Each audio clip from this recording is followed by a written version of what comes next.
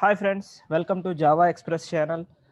Today we are going to discuss Swagger 2.0 integration in the Spring Boot. What is a Swagger? What is the importance while developing Spring Boot application? We'll discuss in this session. Okay, so let me go for next slide. What is a Swagger? Basically, Swagger is used for to generate the documentation for your Spring Boot projects or Spring MVC, which projects you are integrating. If you want to generate the documentation, we can use the Swagger. Okay, till now before Swagger, how we are performing means just we have a third party tool, Postman. From the Postman you are preparing endpoint and you are giving a parameters, you are giving the request and you are getting the response. Okay, which status code is displaying, everything we need to document and we need to give to the UI guys. UI guy will be integrate whatever you given the input, right? So instead of doing this one, even non-technical guy can easily understand when he see the documentation of the Swagger. It is very useful how we need to integrate in the Spring Boot. I will explain to you. It is very easy configuration. Okay, and it is one of the open source framework. It is developed by a Smart Bear company. Just you, if you observe here in this slide, supported by the Smart Bear company. Okay, and Swagger, it will be ask your API to return either YAML file or the JSON file. Okay, after integrating this Swagger in your Spring Boot application, it will give you either Swagger UI and also it will give you a JSON data or YAML. Based on this specification, you can give to the who want to consume your APIs. It will be more useful for the consumers. As a producer, you need to develop Swagger documentation. Okay, what are the operations means, your API support and API parameters, and if you need any authorization is required or not, and you can give the contact information, license information, who wants to use this API, everything you can mention in the Swagger specification itself. In your Spring Boot application, if you want to integrate, okay, just you need to use @enable Swagger to annotation, and just you need to add two more dependencies. I will show you those two dependencies you need to integrate in your Spring Boot project. Okay, Swagger definition, you it will be look like this is like a YAML configuration. If you want, you can convert into a JSON data.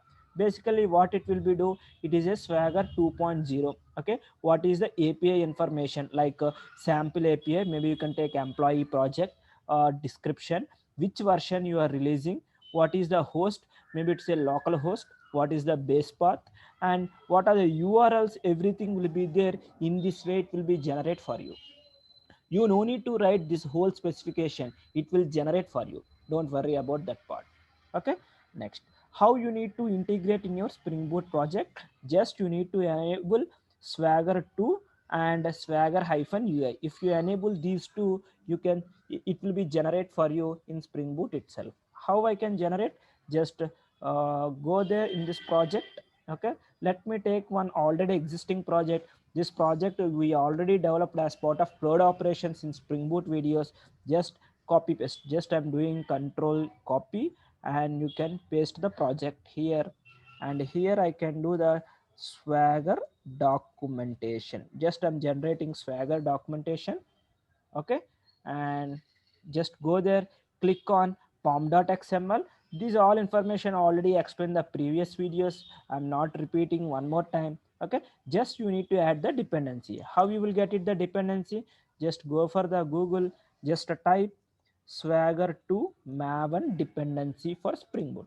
If you enable here, it will pick into a, see, this is the website Swagger 2.0. If you click here, you will get the latest information which version is available.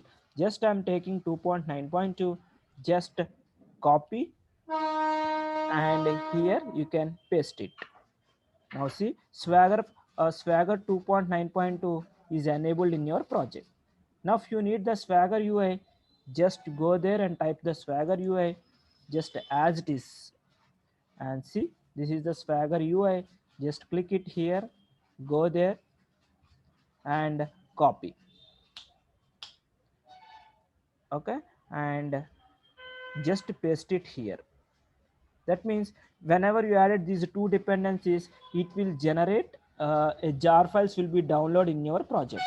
Now if you see here, there is a Swagger will be there, somewhere you can see. Yeah, if you see Swagger annotations and Swagger Fox 2, these two jar files are downloaded in your project. Now how you need to enable means, go there here, go for your Spring Boot application. Just you no need to do anything, just go there and enable your Swagger annotation. See, enable Swagger 2, just enter it here. The import statement will be there here itself only. Try to see, this is your import statement. If you remove here, just you can go and click it here and import. Just your job is completed. Just you go ahead and run your application, run as Spring Boot application. See, application is started. It will be run on one port number. How you need to access? That is the question. It is running on 8080 port number. Okay. Let me go for the PPT here.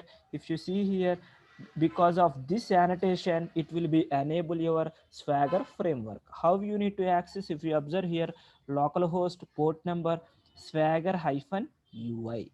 Just you need to use Swagger hyphen UI dot HTML. You need to integrate. How you can do that? Try to see localhost port number 8080 slash swagger hyphen ui dot html.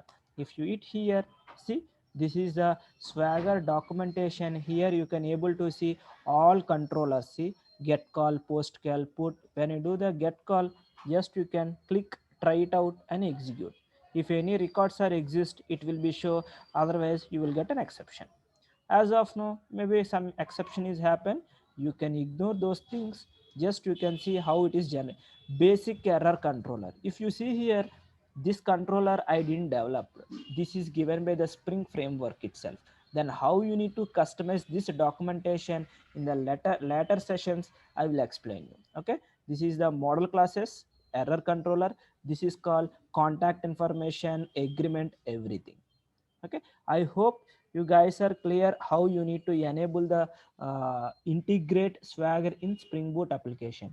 If you like this video, please leave your comments and subscribe our channel to get more updates. Thank you. We'll catch up in next video.